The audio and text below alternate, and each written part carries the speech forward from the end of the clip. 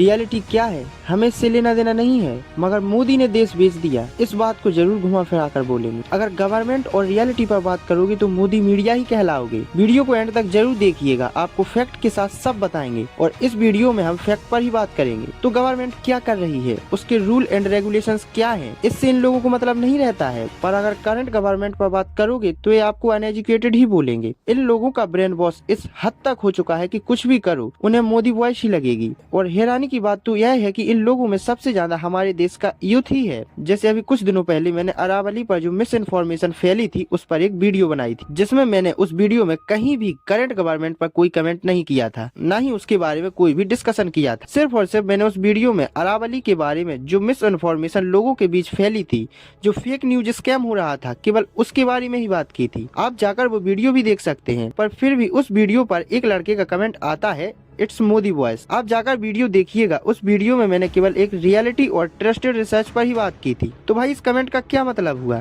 भाई यूथ का brain wash इस लेवल का हो चुका है कि वो खुद एजुकेटेड होते हुए भी रियलिटी पर बात नहीं करेंगे, कुछ फेक न्यूज और वीडियो पर ही बात करेंगे कि भाई मोदी ने देश डुबा दिया, अडानी को जमीन बेच दी। अब भाई आप कहीं पर भी अगर डेवलपमेंट चाहते हो, एम्प्लॉयमेंट की अपॉर्चुनिटी को क्रिएट करना चाहते हो, तो ऐसा आपको करना पड़ता है।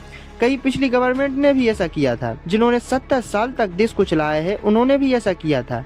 तो चलिए फैक्ट पर बात करते हैं। जैसे 2023 में बिहार सरकार पिरपैंती भागलपुर में 2400 मेगावाट थर्मल पावर प्लांट बनाने के लिए टेंडर निकालती है और टेंडर में था कि जो कंपनी अगले 25 साल तक बिहार को सबसे कम रेट पर बिजली देगी उसे ये प्रोजेक्ट दिया जाएगा। अब इसमें आप इस बात को ध्यान में रखिएगा कि अगले 10-15 साल में महंगाई बढ़ चुकी होगी, पर फिर भी कंपनी को सरकार को इसी रेट में बिजली देनी होगी। अब इस टेंडर में टोटल 4 कंपनी बिड करती हैं, पर अडानी ग्रुप सबसे कम 6 रुपए पर यूनिट पर बिड करता है, जिससे उन्हें यह टेंडर मिल जाता है। अब चूंकि ये गवर्नमेंट प्राइवेट पार्टनरशिप है तो इसमें जमीन सरकार देती है और इन्वेस्टमेंट जो है वो कंपनी करती है।